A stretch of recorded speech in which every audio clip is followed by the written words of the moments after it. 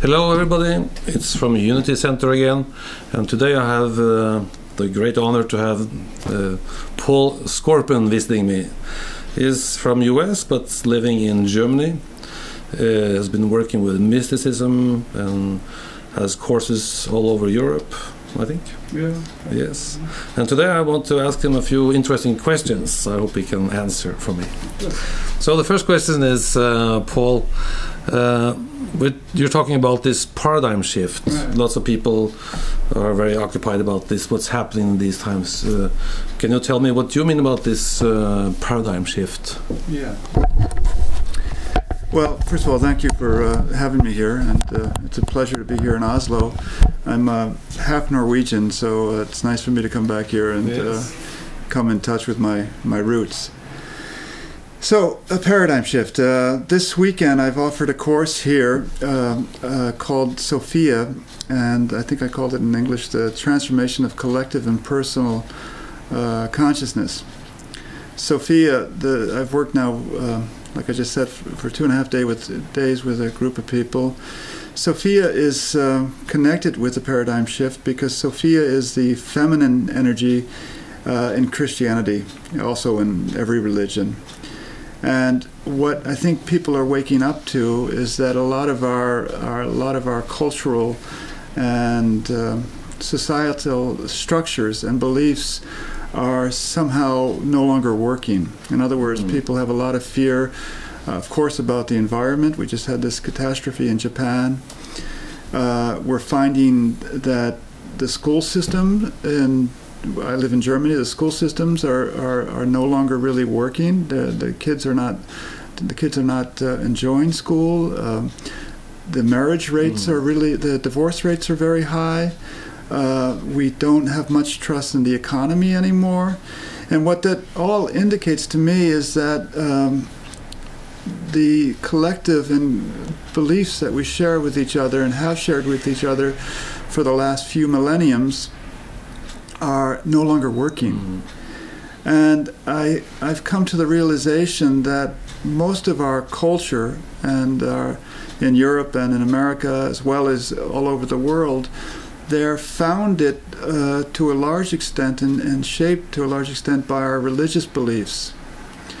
And so that means the cultures, of course, in Asia are influenced by Hinduism and Buddhism and Confucianism and so forth. And we're deeply influenced here by how Christianity unfolded here. And most of the great religions of the world were developed in the last 2,500 years. We can date Judaism goes back that far, Christianity, Buddhism, and Islam. And they all share something in common. That means that the great teachers which inspired these beliefs, they attracted, let's put it this way, very old souls. Their students of these people were interested in liberation. And this means that they had a certain, they were simply, to put it quite simply, they were quite tired of the world. They wanted to find a way out of the world. And in doing this, they felt a very strong need to create a dogmatism. Now, the dogmatism cannot really be traced back to the teacher, like Jesus of Nazareth, but the dogmatism is founded by the students who take the teachings and turn it into a code. And the desire for dogmatism is a desire is born out of fear. Basically, your fear that you can't control yourself, and you can't control the outer world. The society. So you feel if you create a dogmatism, you can apply it to people, and then we become therefore more holy or more religious and more perfect. Now, that has had quite a remarkable effect on the development of our chakra system. I work a lot with the chakras, and the chakras are energy centers. Yeah, I'm a healer, and I work directly with the chakras, and in the East and also in the West, we talk primarily about the 7 main chakras, going from the root chakra up to the crown chakra. Now, just to make a long story short, in adopting religious structures, which, like I said, had a strong formative effect on Europe and the world, we put a high priority on the upper chakras. In other words, dogmatism tends to be rooted very much in the third eye and in the intellect and so forth. And we created a very complicated and a very uneasy relationship with the lower chakras. The three lower chakras, the solar plexus, sacral chakra, and root chakra, they are very personal. They're very social. They're very subjective, and they're very human. And they also tend to be very complicated, because they tend to be filled with desires and so forth. The three upper chakras, in the course of the last 2,500 years, we've concentrated a lot of consciousness in there, a lot of awareness in there, essentially in an attempt to control the three lower chakras. And this has been unfolding over the last 2,000 years, and it has become even more extreme in the last 200 or 300, 400 years. There's a classic example which is often cited of how the church asked Michelangelos to create a sculpture for the center of Rome of the ascending Christ, after the resurrecting Christ. Now, at the time of Michelangelo, it was okay to make this sculpture depicting Jesus as a nude man, without, you could see his genitals and so forth. So that means, if we go back 500 years, there was not much shame associated with that. But then shortly after, we started going more deeply into shame, because of this drama taking place between the three upper chakras and the three lower chakras. When was that? Well, it's been unfolding. It's been, but what they did was they put a loincloth then on Christ about, I think, 100 years after the sculpture was made. And so what we see is that what it comes down to is that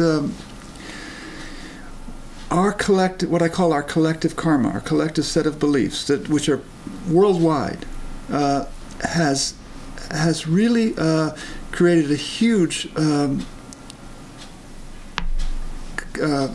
very complicated relationship between the three upper chakras and the three lower chakras. And the reason why that's happened is because we have decided that we didn't want to have too much of the divine feminine in our belief system. Good, there are exceptions like Tantricism and Hinduism and so forth, but in general, in the Judaic Christian belief, we had more of it in Judaism. We had even what we call Sophia, Chokma. We had her present in the Old Testament as a co-creating force, a feminine force. But the deeper and deeper we go into this collective karma and allow the male aspect to define religion, the less and less place we had for the female aspect. Now, the female aspect of the divine feminine, Sophia, she's much more interested in integration, you see. And we've gone a path of disintegration. You know, this is what I'm trying to get at a little bit awkwardly. But when we've separated the three upper chakras through dogmatism and through spirituality and through so forth, then we've become basically divided in ourselves. And what's interesting, if you look at the chakra system, what sits in the middle of the chakra system is the heart chakra. Now, if you have the three upper chakras controlling the three lower chakras, the heart chakra has basically no chance, right? So, and Sophia and the divine feminine is much more interested in our whole being, also in the lower chakras, you see. And one of the major developments in the world, in Christianity in the last 100 years, is that we're coming to see who Maria Magdalena is. We have her gospel now to a certain extent, not the whole thing, and we're seeing that actually probably the closest student to Jesus at the time of Christ was a female, who apparently he could share his deepest teachings with. Now that's a pretty radical view of, or a very different view of Christianity that we have, that we've propagated throughout Europe. You see, so like I said, we've Norway. My grandparents came from Norway, and they were strong Lutherans, and they were very fixated on heaven and hell and the fact that we weren't allowed to enjoy anything from this world, and this comes from our collective beliefs. Yes. Going back to your question, just shortly, so this paradigm shift is that the paradigm shift is simply saying is that our collective beliefs no longer function. And we see that happening in nature, and we see that happening in the economy, and we see that happening in our interpersonal structures, our family structures. They're not functioning anymore. Everything, in a way, is collapsing because of our inner division, you see. And this, I believe very strongly that there's an awakening now of the divine feminine, which we call Sophia, and it's a very, very important development because it's going to allow and encourage integration with nature, a lot more trust, a lot more hope, a lot less conflict, a lot less hierarchy, yes, and a lot less dogmatism. That sounds very, very. It's a great thing coming up. Where does this come from? This divine feminine? Is it the evolution, or? Well, there's a like I said, in the Old Testament, the divine feminine was called Sophia. Also had other names, and she was known as in the Old Testament as Chokma or Chokma. People who work with the Kabbalah know this, and as I said, you can read about her in Solomon and in other places as a co-creative force. Actually, as a maybe I can show you something if I have something which I think is which really explains quite a bit. There's a Russian icon. I hope I have it with me. I don't know if this is gonna work.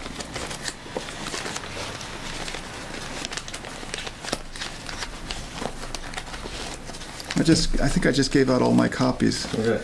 But there's a beautiful Russian icon, which is called Sophia, Pan Sophia.